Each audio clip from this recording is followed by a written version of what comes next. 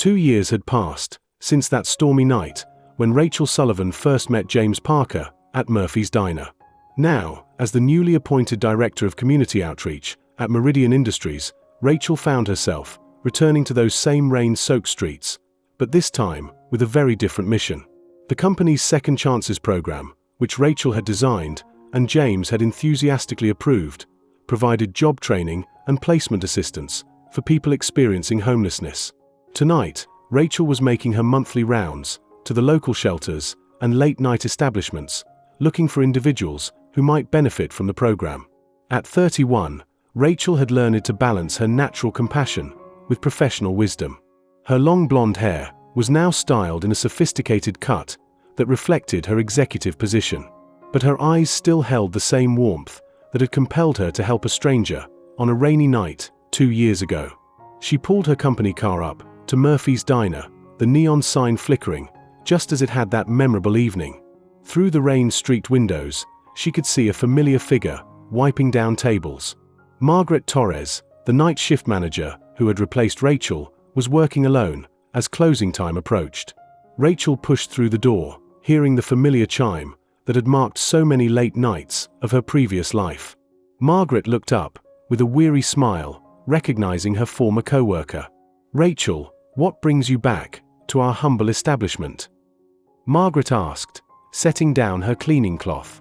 At 45, Margaret was a single mother of 3 who had been working double shifts to make ends meet since her husband left 6 months ago. "Actually, I was hoping to talk to you," Rachel said, taking a seat at the counter. "How have things been, Margaret?" Margaret's smile faltered slightly. "Oh, same as always, making it work, one day at a time." But Rachel could see the exhaustion in Margaret's eyes, the way her shoulders sagged, with more than just physical tiredness. She recognized the signs of someone carrying too heavy a load for too long. "Margaret, can I ask you something? Are you happy here?" The older woman paused in her cleaning, considering the question carefully. "Happy is a luxury I cannot afford right now, honey. I have 3 kids to feed and a mortgage to pay. This job keeps us afloat." "What if I told you there might be other options?" Margaret set down her cloth and studied Rachel's face. "What kind of options?" "The company I work for now, Meridian Industries, has been expanding our community programs. We are looking for someone to manage our new family support center. Someone who understands what it means to juggle work and parenting. Someone who knows how to help families in crisis." "Rachel, I appreciate the thought, but I do not have any fancy degrees or corporate experience." "Neither did I when James offered me my position," Rachel replied gently. "What you have is something more valuable. You have lived experience, and you understand people. The salary would be $55,000 a year, plus full benefits and flexible hours. So you could be there for your kids when they need you." Margaret's eyes widened. "$55,000, Rachel, that is almost twice what I make here." "I know, I have been where you are, Margaret. I know what it feels like to count every penny and worry about whether you can give your children the life they deserve." Just then, the door chimed again, and both women turned to see a figure stumbling in from the rain. It was a young man, perhaps 25, with dark hair plastered to his head, and clothes that had seen better days. He looked around uncertainly, clearly debating whether he belonged in the warm, bright space. "Can I help you?" Margaret asked, her voice kind but cautious. The young man hesitated. "I was wondering if you might have any leftover food. I can work for it, wash dishes or clean floors. I am not looking for a handout." Rachel felt her heart clench with recognition. She saw herself 2 years ago, saw James standing in the rain, saw every person who had ever needed help but was too proud to ask for charity. "Sit down, honey," Margaret said, without hesitation, gesturing to a nearby booth. "I was just about to throw out some perfectly good soup and sandwiches. Shame to waste them." As Margaret bustled around the kitchen, preparing a plate for the young man, Rachel watched with admiration. Here was someone who had so little, yet still found ways to give to others. "What is your name?" Rachel asked the young man gently. "Daniel," he replied, accepting the steaming bowl of soup with grateful hands. "Daniel Martinez, I am sorry to bother you ladies. I know it is late." "Do not apologize for being hungry," Rachel said. "We have all been there. What is your situation, Daniel?" Daniel looked between the two women, seeming to weigh how much to share. "I aged out of foster care last year. Had a job at a warehouse until 2 weeks ago when they cut staff. Been staying at the shelter when I can get a bed, but they are usually full." "What kind of work are you looking for?" Rachel asked. "Anything honest. I am not picky. I finished high school, got decent grades. I am a hard worker. I just need someone to give me a chance." Rachel and Margaret exchanged glances. Margaret had seen enough young people in Daniel's situation to know that behind his polite demeanor was someone fighting to survive, with dignity intact. "Daniel," Rachel said carefully, "what if I told you about a program that helps people in your situation find steady work and housing?" "I would say, that sounds too good to be true," Daniel replied, with a bitter laugh. "No offense." "None taken. I felt the same way when someone offered to help me. But sometimes, good things do happen to people who need them." Rachel spent the next 20 minutes explaining the Second Chances program to Daniel, while Margaret listened with growing interest. The program provided job training, placement assistance, temporary housing, and ongoing support for people transitioning out of homelessness. "The next training session starts Monday," Rachel concluded. "It is a 4-week program that covers basic office skills, customer service, and job readiness. At the end, we help place participants in permanent positions with our partner companies." Daniel stared into his empty soup bowl. "What is the catch?" "No catch. You show up, do the work, and we help you build a better life. The only requirement is that you commit to helping someone else once you are back on your feet." "Why would you do this for strangers?" Rachel smiled, thinking of James and the chain of kindness that had led her to this moment. "Because someone did it for me once. And because I learned that helping others is not charity, it is community." Daniel agreed to meet Rachel at the Meridian building on Monday morning. After he left, Margaret and Rachel sat in the quiet diner, processing the encounter. "You really meant what you said earlier about the job?" Margaret asked. "I meant every word. You would be perfect for it, Margaret. You have the heart for helping families, and you understand the challenges they face." Margaret was quiet for a long moment. "My youngest, Sophia, she is only 8. She needs me to be available for school events and doctor appointments.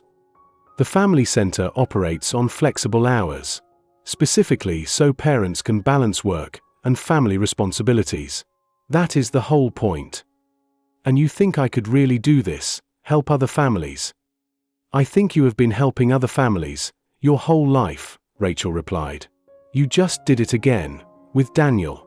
Now imagine being able to do that as your full-time job, with resources and support to make a real difference." 3 weeks later, Rachel stood in the newly opened Meridian Family Support Center, watching Margaret orient their first group of program participants. Daniel Martinez was among them, having successfully completed his job training and been placed in a position with the city's social services department. James joined Rachel at the observation window, both of them smiling as they watched Margaret's natural ability to connect with people in crisis. "You were right about her," James said. "She has exactly the right combination of empathy and strength." "She reminds me of someone I used to know," Rachel replied, with a grin. "Someone who took a chance on a stranger and changed both their lives." "Speaking of taking chances," James said, "I have been thinking about expanding the program statewide. We would need someone to oversee multiple locations, coordinate with different communities." "That sounds like a big undertaking." "It would be. The right person would need to understand both the business side and the human side. Someone who has been where our clients have been, but who also knows how to build sustainable programs Rachel turned to look at James, recognizing the tone in his voice. "Are you offering me another promotion?" "I am offering you the chance to help thousands of people, instead of hundreds. Regional Director of Community Impact. Your own budget, your own team. The authority to create real change." Rachel watched Margaret hand Daniel a certificate, marking his successful completion of the program, saw the pride and hope in both their faces, and thought about all the other Daniels and Margarets who were still out there, waiting for someone to believe in them. "When do I start?" she asked. That evening, Rachel picked up Sophie from her after-school program and drove to their favorite restaurant to celebrate. At 11 years old, Sophie had grown into a confident, compassionate young girl who understood that her mother's work was about more than just earning money. "Mom," Sophie said, as they waited for their food, "Mrs. Chen told me that you help people find jobs and homes." "That is part of what I do, yes. Like how Mr. James helped us when you lost your old job." Rachel smiled, touched by her daughter's understanding. "Very much like that, sweetheart. Do you think the people you help will grow up to help other people too?" "I hope so. That is how kindness works best, when it keeps moving from person to person." Sophie nodded solemnly, then brightened. "Maybe when I grow up, I can help people too." "I think you already do," Rachel said, remembering how Sophie had welcomed James into their lives, how she always included new students at school, how she shared her lunch with classmates who forgot theirs.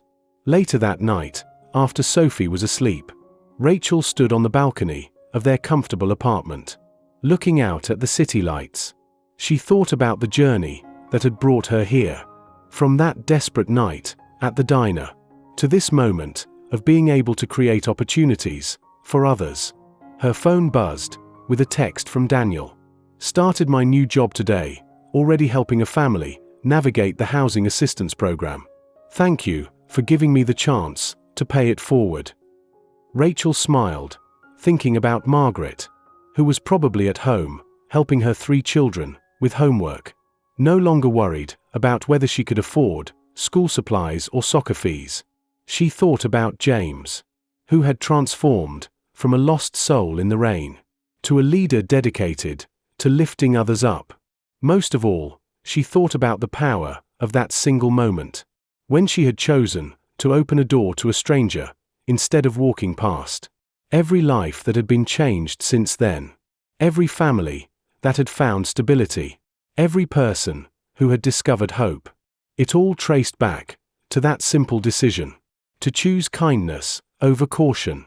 The rain had stopped falling, but the ripples from that stormy night continued to spread, touching lives in ways that Rachel was only beginning to understand. Sometimes, the most powerful force in the world was not money or influence, but simply the willingness to see another person's humanity and respond with open hands and an open heart.